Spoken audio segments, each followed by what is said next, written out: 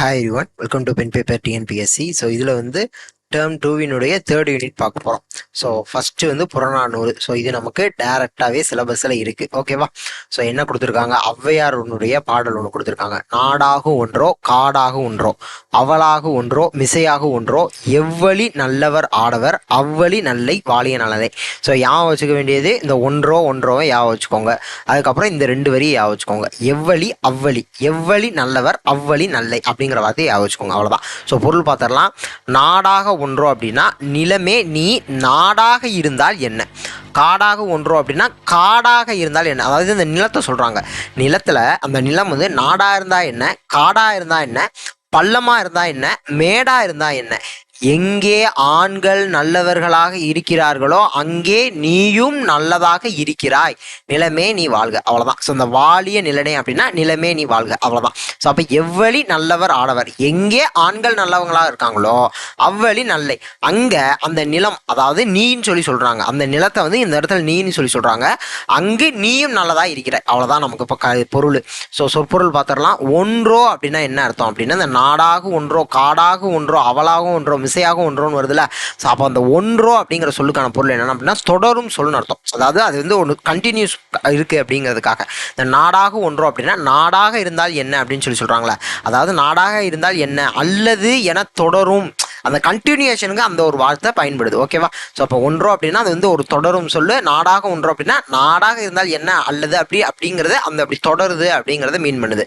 So அவள் அப்படின்னா அவளாக ஒன்றோ அப்படிங்கிற இந்த வார்த்தை இருக்குல்ல, அவளாக ஒன்றோ மிசையாக ஒன்றோ அப்படின்னா அவள் அப்படின்னா பள்ளம், மிசை அப்படின்னா மேடு, ஓகேவா? அந்த மிசைங்கிற வார்த்தை கூட நிறைய பேருக்கு தெரியும், பட் அவள் அப்படின்னா பள்ளம். ஸோ இது நமக்கு கேட்கறதே எப்படி கேட்பாங்க, அவள் பள்ளம் மிசை மேடு நம்ம படிச்சுட்டு போவோம், பட் அங்கே எதிர்சொல் கேட்டுருவாங்க. ஸோ அதனால பொருள் தருக கேட்டிருக்காங்களா எதிர்சொல் கேட்டிருக்காங்களா நல்லா கவனிக்கணும். அப்புறம் ஆடவர் அப்படின்னா ஆண்கள், இங்கு மனிதர்களை பொதுவாக குறித்தது, ஓகேவா?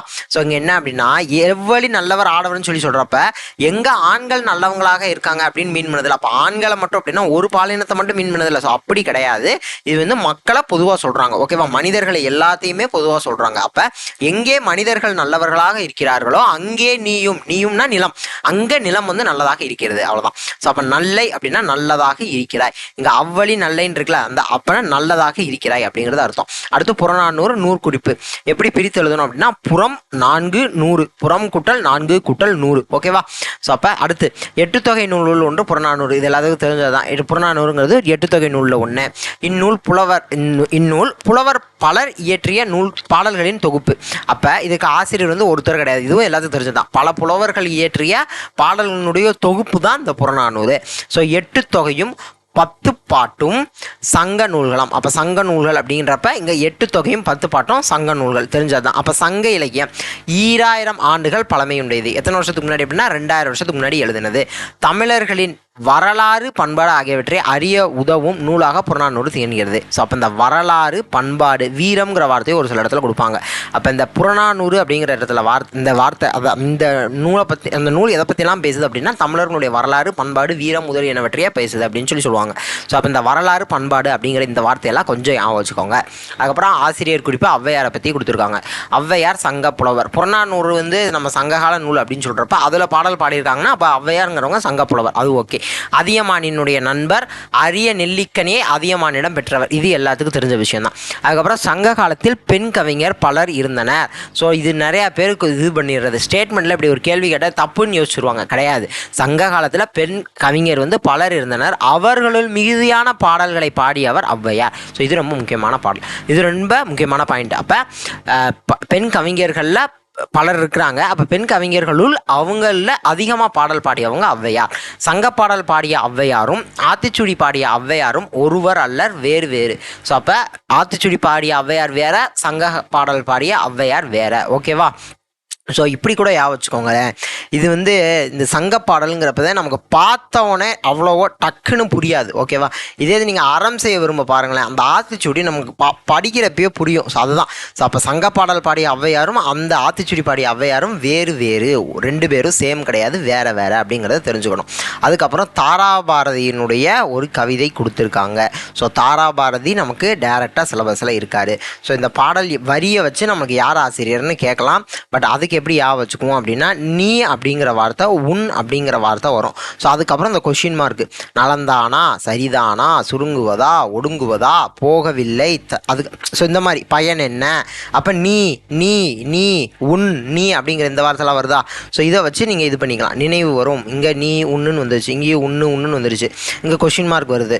அதே மாதிரி தான் ஸோ இங்கேயும் நீ அப்படிங்கிறது இருக்குது, இங்கே உன்னுன்னு இருக்குது. ஓகேவா, என்ன விலை அப்படின்லாம் வருதுல்ல. ஸோ அவ்வளோதான். ஸோ இப்போ பாடல் 2 தடவை நீங்கள் வாசிச்சிட்டிங்கனாலே இது தாராபாரதியினுடைய பாடல் அப்படிங்கிறது ஈஸியாக கண்டுபிடிச்சிடலாம். ஸோ உட்கார் நண்பா நலந்தானா நீ ஒதுங்கி வாழ்வது சரிதானா, சுட்டு விரல் நீ சுருங்குவதா உன் சுயபலம் உனக்குள் ஒடுங்குவதா, புல்லாய் பிறந்தேன் நான் என்று நீ புலம்ப வேண்டாம் நெல் கூட புல்லின் இனத்தை சேர்ந்ததுதான் அது பூமியின் பசியை போகவில்லை.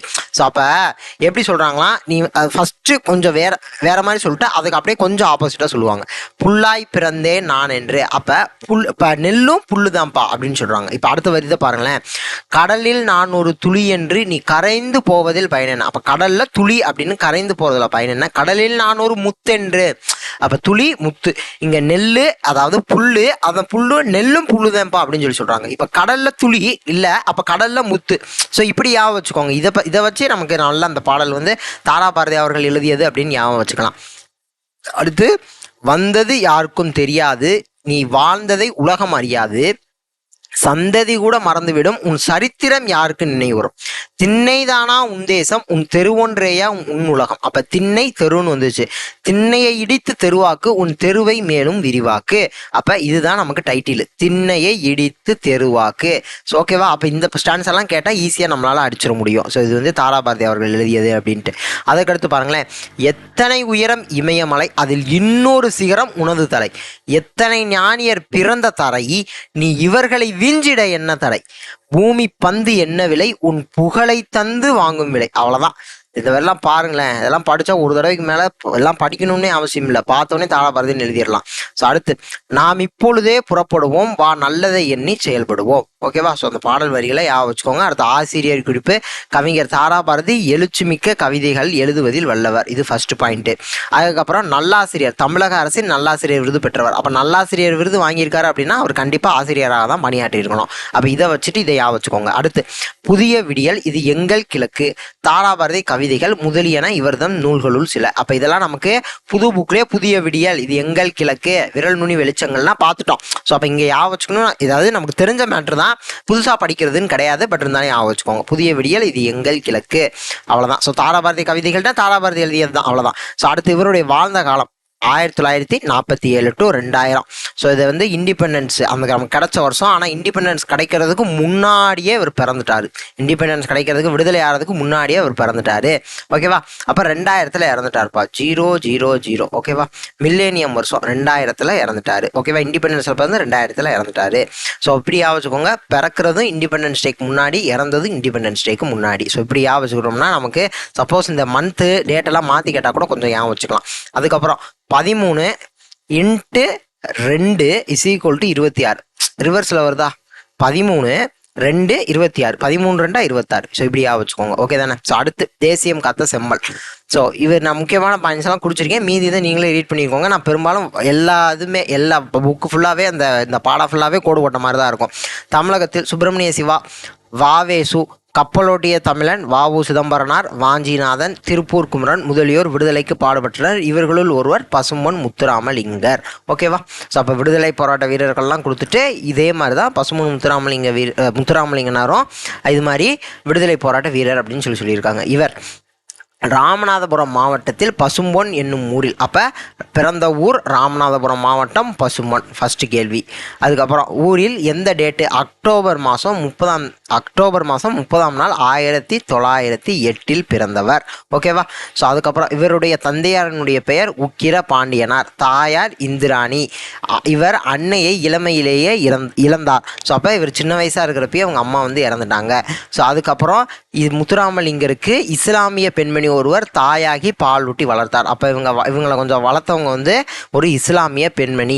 பாட்டியாரின் அன்பளிப்பில் இவர் வளர்ந்தார். அப்போ பாட்டியும் சேர்ந்து வளர்த்துருக்காங்க. அப்போ பாட்டியினுடைய வீட்டில் வளர்ந்த நாட்களில் தான் இவருக்கு கற்பித்த ஆசிரியர் வந்து குறைவர வாசித்தான் அப்படிங்கிறவர். ஸோ அப்போ இவருடைய பேரை நல்லா ஞாபகம் வச்சுக்கோங்க. ஸோ இவர் வந்து எப்போனா பாட்டியினுடைய வீட்டில் வளர்ந்த நாட்களில் இவருக்கு கற்பித்த ஆசிரியனுடைய பெயர் குறைவர வாசித்தான். அதற்கப்புறம் முத்துராமலிங்கர் தம் தொடக்க கல்வியை கமுதியில் உள்ள தொடக்க பள்ளியில் கிறித்துவ பாதிரியார்களிடம் பெற்றார். அப்போ ஃபஸ்ட்டு இவர் தொடக்க கல்வி எங்கே ஸ்டார்ட் ஆகுது அப்படின்னா கமுதியில் உள்ள தொடக்கப்பள்ளியில் கிறித்துவ பாதிரியார்களிடத்துலேருந்து ஸ்டார்ட் ஆகுது. ஸோ அப்போ ஃபஸ்ட்டு பாயிண்ட்டு தொடக்கப்பள்ளி ஃபஸ்ட்டு எங்கே ஆரம்பிக்குது? கமுதி, தொடக்கப்பள்ளி, கிறித்துவ பாதிரியார். ஸோ இப்படியா வச்சுக்கோங்க. அடுத்து பசுமலையில் உயர்நிலை பள்ளியில் சில ஆண்டுகள் பயிர்ந்தார். பின்னர் ஐக்கிய கிறித்துவ பள்ளியில் படிக்கிறார். ஸோ அப்போ அந்த ஆர்டர் முக்கியம். ஃபஸ்ட்டு கமுதி, அதுக்கப்புறம் பசுமலை, அதுக்கப்புறம் ஐக்கிய கிறித்துவ பள்ளி, அதுக்கப்புறம் ராமநாதபுரம் அரசு உயர்நிலை பள்ளியில் 10ஆம் வகுப்பு படிக்கிறாரு. இவர் ராமநாதபுரத்தில் படிச்சுக்கிட்டு இருந்தப்போ தான் பிளேக் நோய் பரவுது. அதனால் இவருடைய கல்வி நிற்கிது. ஸோ இப்படியா வச்சுக்கோங்க. ஸோ அந்த வரிசை ரொம்ப முக்கியம். கமுதியில் எங்கே படிக்கிறாரு அப்படிங்கிறது தெரியணும். அதாவது கிறித்துவ பாதிரியார்கிட்ட, அதுக்கப்புறம் பசுமலையில் உயர்நிலை பள்ளி, அதுக்கப்புறம் ஐக்கிய கிறித்துவ பள்ளி, அதுக்கப்புறம் ராமநாதபுரம் அரசு உயர்நிலை பள்ளியில் 10th படிக்கிறாரு. அப்போ தான் பிளேக் நோய் வருது. அதனால் இவருடைய கல்வி ஸ்டாப் ஆகுது. ஓகேவா? ஸோ அடுத்து தமிழ், ஆங்கிலம் ஆகிய இரு மொழிகளிலும் வல்லமை பெற்றிருந்தார். அம்மொழிகளில் சொற்பொழிவு ஆற்றும் திறன் பெற்றிருந்தார். ஸோ அப்போ 2 மொழியிலையுமே நல்லா பேசக்கூடிய திறன் பெற்றிருந்தார். அதற்கப்புறம் சிலம்பம், குதிரை ஏற்றம், துப்பாக்கி சுடுதல், ஜோதிடம், மருத்துவம் ஆகியவற்றையும் கற்றறிந்தார். இளமையிலேயே அரசியல் ஆர்வம் கொண்டவர். ஸோ அப்போ இந்த பாயிண்ட்லாம் ஞாபகம் வச்சுக்கோங்க. ஸோ தமிழ், ஆங்கிலம் 2 மொழியுமே இவருக்கு நல்லா தெரிஞ்ச மொழி, நல்லா பேசுகிற அளவுக்கு வல்லமை பெற்றிருந்தார். ஸோ வேறு என்னென்னலாம் தெரியும் அப்படின்னு கொடுத்துருக்காங்க. ஸோ இளமையிலேயே அரசியல் ஆர்வம் இவருக்கு இருந்துச்சு. ஸோ அதற்கப்புறம் இவர் 32 சிற்றூர்களில் தமக்கு சொந்தமாக இருந்த நிலங்களை உழுத தாழ்த்தப்பட்ட மக்களுக்கு பங்கிட்டு கொடுத்து மகிழ்ந்தார். ஸோ இவருக்கு சொந்தமான நிலம் 32 ஊரில் இருந்துச்சு. அந்த ஊரில் இருந்து அங்கே வந்து உழுவாங்களே, அதாவது வேலைக்கு செய்கிறாங்களே, ஸோ அப்படி வேலை செஞ்சவங்களுக்கே இவர் வந்து தன்னுடைய நிலத்தை பங்கிட்டு கொடுக்குறாரு.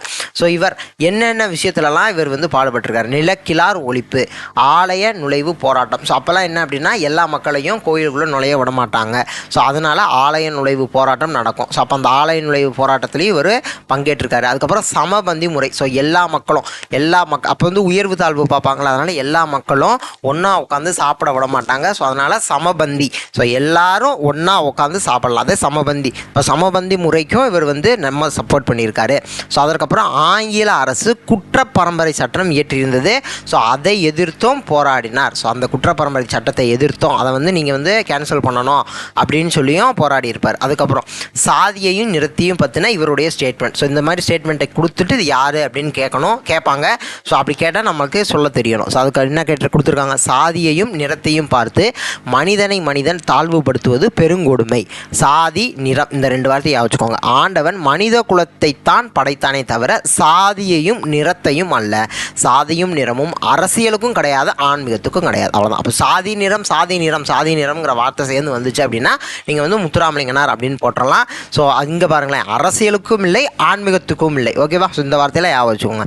அதற்கப்புறம் இவர் வங்கச்சிங்கமான நேதாஜி சுபாஷ் சந்திர போஸ் அவர்களை தம் அரசியல் வழிகாட்டியாக கொண்டார். இது முக்கியமான பாயிண்ட்டு. அப்போ தமிழகத்தின் சிங்கமானார். வங்கச்சிங்கம் யாரு? நேதாஜி சுபாஷ் சந்திர போஸ். தமிழகத்தின் சிங்கம் இவர். ஓகேவா? ஸோ அடுத்து விடுதலை போர் கடுமையாக இருந்த நாட்களில் ஆங்கில அரசு வட இந்தியாவில் திலகருக்கும் தென்னிந்தியாவில் முத்துராமலிங்கருக்கும் வாய்ப்பூட்டு சட்டம் போட்டது. அதாவது பொது வெளியில் மேடை ஏறி பேசக்கூடாது அப்படிங்கிற மாதிரி உள்ளிட்ட அம்சங்களை கொண்டிருந்தது இந்த வாய்ப்பூட்டு சட்டம் அப்படின்னு சொல்லி. வாய்ப்பூட்டுறது அப்படின்னு என்ன? நீங்கள் வந்து பேசக்கூடாது, பொது வெளியில் பேசக்கூடாது, அதுதான். ஸோ அப்போ வட இந்தியாவில் யாருக்கு விதிக்கப்பட்டிருந்தது? திலகருக்கு விதிக்கப்பட்டிருந்தது. தென்னிந்தியாவில் யாருக்கு விதிக்கப்பட்டிருந்தது? முத்துராமலிங்கனாருக்கு விதிக்கப்பட்டிருந்தது. ஸோ அதற்கப்புறம் தேசியம் காத்த செம்மல் அப்படின்னு சொல்லி யார் வந்து இவரை பாராட்டுறா அப்படின்னா திருவிக்கா இவரை பாராட்டுறாரு. ஸோ அப்போ தேசியம் காத்த செம்மல் அப்படின்னு யார் பாராட்டுறாங்க அப்படின்னு சொல்லி கேள்வி வரும். திருவிக்கா அப்படிங்கிறது ஆன்சர். ஸோ அதுக்கப்புறம் பாரதி அவர்களுடைய ஒரு ஸ்டேட்மெண்ட், சுதந்திர பயிரை தண்ணீர் விட்டோ வளர்த்தோம், கண்ணீரால் காட்டும். சுதந்திர கிடையாதுப்பா, சுதந்திரன்னு சொல்லலை இந்த இடத்துல, சூத்தி வரல, சுதந்திரங்கிற வார்த்தை யூஸ் பண்ணியிருக்காங்க பாருங்களேன். அப்போ சுதந்திர பயிரை தண்ணீர் விட்டோ வளர்த்தோம், கண்ணீரால் காத்தோம் அப்படிங்கிறது பாரதியின் வாக்கு. ஸோ அப்போ பாரதி சொன்ன ஸ்டேட்மெண்ட், பாரதியார் அவர்கள் சொன்ன ஒரு ஸ்டேட்மெண்ட். அதுக்கப்புறம் இந்த சுதந்திர போராட்ட பணிகளுக்கு வந்து இல்லற வாழ்வு இடையூறாக இருக்கும், தடையாக இருக்கும் அப்படின்னு யோசிச்சுட்டு திருமண வாழ்வையே தவிர்க்கிறாரு. ஓகேவா? ஸோ அடுத்து அரசியல் வாழ்வை பொறுத்த வருஷம் முடிக்கும். தேர்தலில் போட்டியிட்ட 5 முறையும் வெற்றி வாகையே சூடுகிறார். அப்போ அந்த 5 வருஷம் நமக்கு ஞாபகம் வச்சுக்கணும். 1937 ஞாபகம் வச்சுக்கோங்க. அதுக்கப்புறம் 9 கூட்டிக்கோங்க, 46 வரும். அடுத்து 6, அதுக்கப்புறம் 5 5 இந்த நம்பரை மட்டும் ஞாபகம் வச்சுக்கோங்க. 1937 ஞாபகம் வச்சுக்கோங்க. அதுக்கப்புறம் 9 6 5 5 கூட்டி நம்மளா அடுத்தடுத்த வருஷத்தை நம்ம போட்டு விட்டணும். ஓகேவா? அந்த 5 வருஷத்தையும் நல்லா ஞாபகம் வச்சுருக்கோங்க. ஸோ அடுத்து தொண்டு செய்வதற்கே இவர் தம் தொகுதிக்கு சென்றுள்ளார். தேர்தல் விளம்பரத்திற்காக சென்றவர் இலர். அடுத்து தெய்வீகம் தேசியம் ஆகிய இரண்டையும் கண்களாக போற்றியவர் பசுமொன்னார். இப்போ தெய்வீகம் தேசியம் இந்த 2 வார்த்தை ரொம்ப முக்கியம். தெய்வீகம் தேசியம், அவ்வளவுதான்.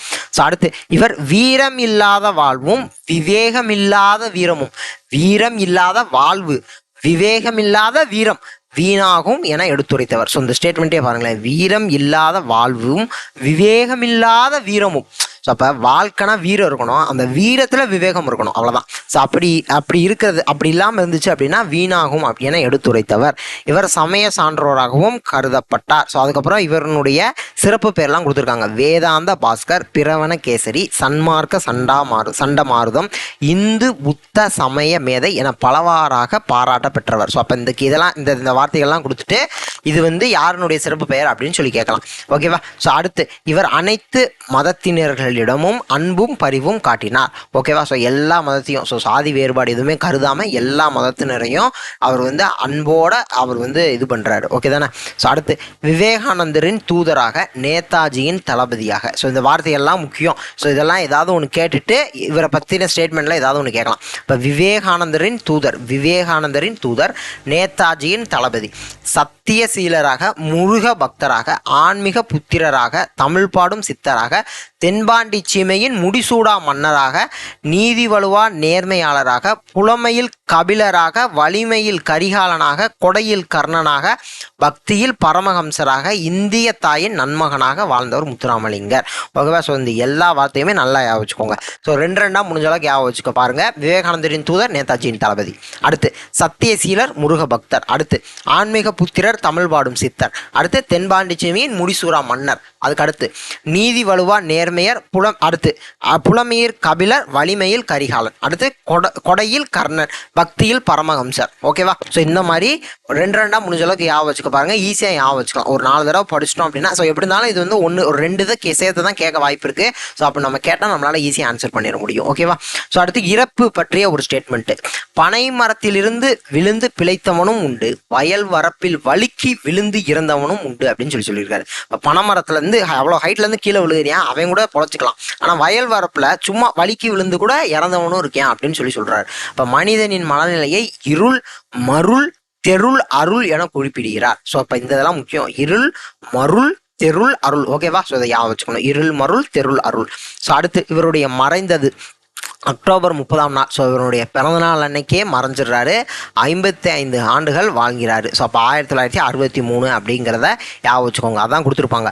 அதனால் இவர் பிறந்த நாள் அனைவர் நினைவிலும் நிற்கும் நாளாயிற்று. ஓகேவா? ஸோ அப்போ பிறந்த நாளும் அக்டோபர் 30 தான், இறந்த தினமும் அக்டோபர் 30ஆம் நாள் தான். ஸோ மேலேயும் ஒரு தடவை பார்த்துருங்களேன். இங்கே பாருங்களேன், பிறந்த தினமும் அக்டோபர் மாதம் 30ஆம் நாள். பாருங்களேன், ஸோ பிறந்ததும் அக்டோபர் திங்கள் 30ஆம் நாள். ஸோ இறந்த தினமும் அன்றைக்கு தான். ஓகேவா? ஸோ அக்டோபர் 30ஆம் நாள் இயற்கை எய்தினார். ஓகே தானே? ஸோ அடுத்து நினைவு சின்னம். தமிழக அரசு இவருக்கு வந்து சென்னை மாநகரில் இவருடைய உருவச்சிலையை நிறுவியிருக்கு. ஸோ அந்த சிலை இருக்கிற அந்த சாலைக்கு இவருடைய பெயர் சூட்டப்பட்டுள்ளது. ஸோ அடுத்து சிறப்பு தகவல்கள்னு சொல்லிட்டு இந்த ஒரு 100 பைசா ஸ்டாம்ப்பு எப்போ 1995 வந்து நடுவண் அரசு இவருக்கு அஞ்சல் தலையை வெளியிட்டு சிறப்பித்துள்ளது. ஸோ இது முக்கியமான கொஸ்டின். ஸோ அப்போ இந்த 100 பைசாங்கிறதையும் ஞாபகம் வச்சுக்கோங்க. ஸோ அதுக்கப்புறம் முத்துராமலிங்கரின் விருப்பத்திற்கு இணங்க 6/9/1939 மதுரைக்கு நேதாஜி சுபாஷ் சந்திர போஸ் வருகை தந்தார். அப்போ இப்படியா வச்சுக்கோங்க. 6/9 எல்லாமே 3ஓட மல்டிபிளாக வருதா? அப்புறம் 3/9 6/9/3/9 அவ்வளோதான். 6/9/3/9 ஞாபகம் வச்சுக்கோங்க. அவ்வளோதான். ஸோ முத்துராமலிங்கர் தம் சொத்துக்கள் முழுவதையும் 17 பாகங்களாக பிரித்து, ஸோ மேலே பார்த்தோமா 32 சிற்றூர்களில் இருந்த அந்த இது வந்து உழுத மக்களுக்கே பிரித்து கொடுக்குறாருன்னு, அதை தான் இங்கே கொடுக்குறாங்க. 17 பாகங்களாக பிரித்து 1 மட்டும் தனக்குன்னு வச்சுக்கிட்டு மீதி 16 பாகங்களையும் 16 பேருக்கு இனாம் சாசனமாக எழுதி வைத்தார். ஓகேவா? ஸோ அந்த ஸ்டேட்மெண்ட் தான் இதுவும் கொடுக்குறாங்க. ஸோ இந்த கதை நமக்கு தேவையில்லை. அடுத்து இது எது பெரிய உண்மை அப்படிங்கிற இந்த கதை நமக்கு தேவை கிடையாது. ஓகேவா? ஸோ அடுத்து பின்னாடி வந்துடலாம். ஸோ பின்னாடி இந்த இலக்கணமும் மொழித்திறனும் இருக்கு. ஓகே தானே? ஸோ இதை பார்த்துடணும். ஸோ இதில் என்ன ஃபர்ஸ்ட் சொல்லியிருப்பாங்கன்னா சுட்டெழுத்துக்கள் சுட்டுச்சொற்கள் இதை பற்றி பேசியிருப்பாங்க. நம்ம ஏற்கனவே 6th பொது புக்கில் படிச்சதான் இங்கேயும் சொல்லியிருப்பாங்க. இப்படி சுட்டி சொல்ல உதவும் எழுத்துக்கள் அப்படின்னு சொல்லிட்டு ஆ ஈயை சொல்லியிருப்பாங்க. அப்போ ஆ ஈ அப்படிங்கிறது சுட்டெழுத்து வரும். அதுக்கப்புறம் ஊ அப்படிங்கிறது சுட்டெழுத்து தான். பட் இப்போ தற்காலத்தில் பயன்படுத்துறது கிடையாது. ஸோ அப்போ உதுக்கான் உப்பக்கம் உம்பர் அப்படிங்கிறதுக்கான பொருள் கொடுத்துருப்பாங்க. அதை மனப்பாடம் பண்ணிக்கணும். உதுக்கான் அப்படின்னா என்ன? சற்று தொலைவில் பார். கான் அப்படின்னா என்னப்பா? பார்க்கறது என்னப்பா? உதுக்கான சற்று தொலைவு. ஓகேவா? ஸோ இந்த ஆக்கும் ஈக்கும் நடுவுல இருக்கிறது தான் அந்த ஊ. ஓகேவா? அந்த இந்த இதுக்கு நடுவுல தான் இந்த ஊ அப்படிங்கிறத பயன்படுத்துறோம். ஸோ 6th புக்கில் தெளிவாகவே கொடுத்துருப்பாங்க. உப்பக்கம் அப்படின்னா முதுகு பக்கம், உம்பர் அப்படின்னா மேலே. ஓகே தானே? ஸோ அதுக்கப்புறம் இப்பொழுது சுட்டி சொல்ல நாம் ஊ எழுத்தை பயன்படுத்துறது கிடையாது. ஓகே, இதுவும் தெரிஞ்சது தான். அதுக்கப்புறம் அவன் இவன் அது இது என சுட்டுவதும் இருக்கு. ஸோ அப்போ அவன் இவன் அது இது அப்படின்லாம் நம்ம சுற்றி சொல்றோம்ல, அவன் இவன்லாம் சொல்லி சொல்றோம்ல, அதே மாதிரி அப்பையன் இப்பையன் இவ்வீடு அப்படின்னு சொல்லி சொல்றோம். அப்ப அவன் இவன்னு சொல்லி சொல்றப்ப அது ஆணா பெண்ணா? ஏன்னா இப்ப அவன் சொல்றோம், அவள்னு சொல்றோம். இப்படி சுட்டு சொற்கள் வர்றப்ப ஆனா பெண்ணா அப்படிங்கிறத நம்மளால ஈஸியா சொல்ல முடியும். அவன் அப்படிங்கிறது ஆணை குறிக்குது, அவள் அப்படின்னா பெண்ணை குறிக்குது. பட் இந்த மாதிரி ஆ ஈன்னு வர்றப்ப அது பின்னாடி இருக்கிற வார்த்தையை வச்சுதான் வரும். அப்பையன் அப்படிங்கிறப்ப இப்பெண் அப்படின்னா அப்ப அப்பையன் அப்படிங்கிறத வச்சுதான் நம்ம அதை ஆணணும், அப்பெண்ணுங்கிறத வச்சுதான் பெண்ணுன்னு சொல்ல முடியும். அப்ப ஆ ஈ சுட்டு எழுத்துக்கள் தனியே நின்று சுட்டும் போது ஆண் பெண் அனைவரையும் பொதுவா சுட்டுதுப்பா அப்படின்னு சொல்லி சொல்றாங்க. ஏன்னா அப்பையன் அப்படின்னு சொல்லலாம், அப்பெண் அப்படின்னு சொல்லலாம், இப்பையன்னு சொல்லலாம், இப்பெண்ணுன்னு சொல்லலாம்ல. அப்ப இது அனைவரையும் பொதுவா தான் சுட்டுது. அது பின்னாடி வர்ற இதை பொறுத்து தான் நம்ம அது ஆணா பெண்ணான்னு சொல்லி சொல்ல முடியும். ஆனா அவன் அவள் அப்படின்னு சொல்லி சொல்றப்ப அது ஆணா பெண்ணா அப்படிங்கிறதையும் சேர்த்து சுட்டி சொல்லுது அப்படின்னு சொல்லி சொல்றாங்க. ஓகேவா? அதுக்கப்புறம் அது இது அந்த இந்த அங்கு இங்கு அப்படிங்கிற எல்லா சுட்டு சொற்களுமே நம்ம இப்போ அதிகமாக யூஸ் பண்றோம் அப்படின்னு சொல்லி சொல்றாங்க. ஸோ இதெல்லாம் ரொம்ப சிம்பிளாக தான் இருக்கும். நீங்களே ஆன்சருக்கு ஈஸியாக ட்ரை பண்ணிடலாம். அதுக்கப்புறம் வினா எழுத்துக்களை பற்றி கொடுத்துருக்காங்க.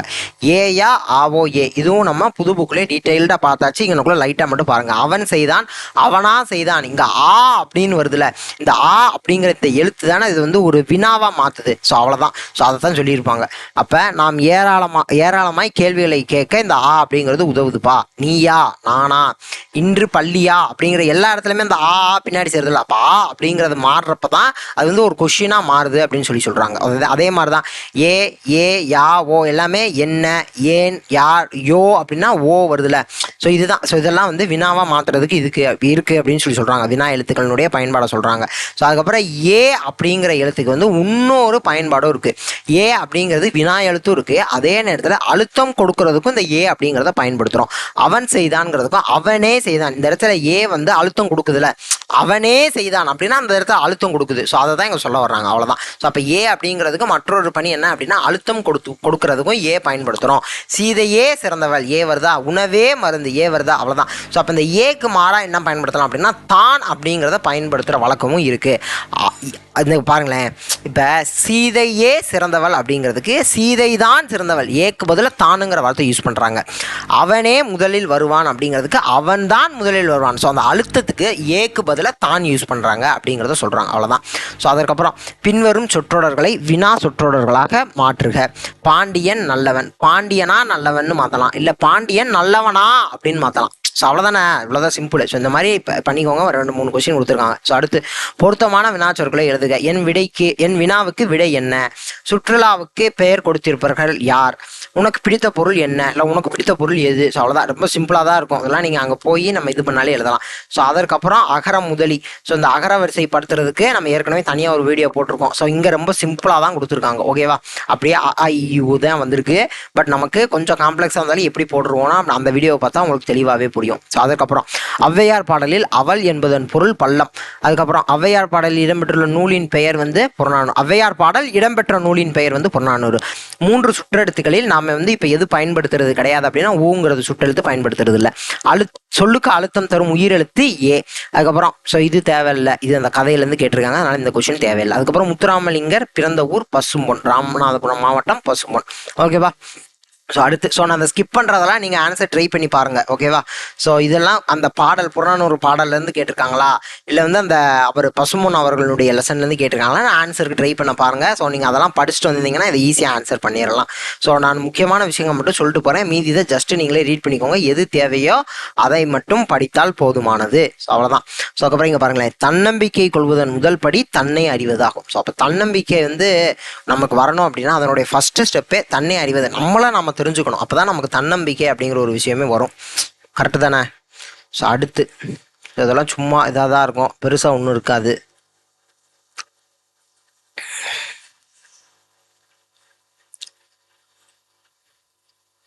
ஸோ இதுலலாம் என்னென்ன வினா எழுத்து, ஒவ்வொரு கொஷின்லேயும் என்ன வினா எழுத்து, என்ன, யார், ஏன், அல்லவா, ஆ அப்படின்னு வருதா, உண்டோ, ஓ அப்படின்னு வருதா, எவ்வாறு. ஸோ இது மாதிரி என்ன அங்கே வினா எழுத்து வருது அப்படிங்கிறத கேட்குறாங்க. எவ்வாறுனா ஏ வரணும், என்னன்னா ஏ வரும், ஏன்னா ஏ வரும், யாருன்னா யா வரும், அவ்வளோதானே. ஸோ ரொம்ப சிம்பிள். ஸோ அதெல்லாம் நீங்களே பார்த்துக்கலாம். அடுத்து ஔவையார் புறநானூறு. ஸோ புறநானூற்று அந்த பாடல் வந்து ஔவையாருடைய பாடல் ஒன்று கொடுத்துருக்காங்க. அடுத்து முத்துராமலிங்கர் தேசியம் கத்த செம்மல், தாராபாரதி திண்ணை இடித்து தெருவாக்கு. அடுத்து கடலில் எதுவாக இருக்க வேண்டும் அப்படின்னு தாராபாரதி சொல்றாரு, முத்தா இருக்கணும்னு சொல்றாரு. நடுவண் அரசு முத்துராமலிங்கருடைய அஞ்சல் திரையை வெளியிட்டாயிருந்த 1995. ஸோ அடுத்து மேடாக இருந்தால், ஸோ இதில் வந்து என்ன அப்படின்னா வினா எழுத்துக்களை எடுத்து எழுதுக, வினா எழுத்தை எடுத்து எழுதுக. இங்கே என்னன்னா ஏ, யான்னு வரப்போகுது. இங்கே எதில் ஏன்னு, ஏங்கிறது வினா எழுத்து, சரியா அப்படின்னா ஆ அப்படிங்கிறது வினா எழுத்து, அவ்வளோதானே.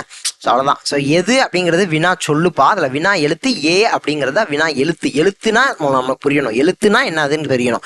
மொத்தமே வினா எழுத்து ஏயா ஆ ஓ ஏ, ஓகே தானே, அவ்வளோதானே வினா எழுத்து. ஸோ அவ்வளோதான். ஸோ புது புக்கை படிச்சுட்டு வந்தவங்களுக்கு இது ரொம்ப ஈஸியாக இருக்கும். நான் அதை சொல்கிறேன், எப்பயுமே புது புக்கை படிச்சுட்டு பழைய புக்கை படிங்க, பழைய புக்கு கடகடன்னு போயிடும். ஸோ அவ்வளோதான். ஸோ முடிச்சாச்சு, நெக்ஸ்ட் டேர்மில் பார்க்கலாம். Thank you to all, thank you.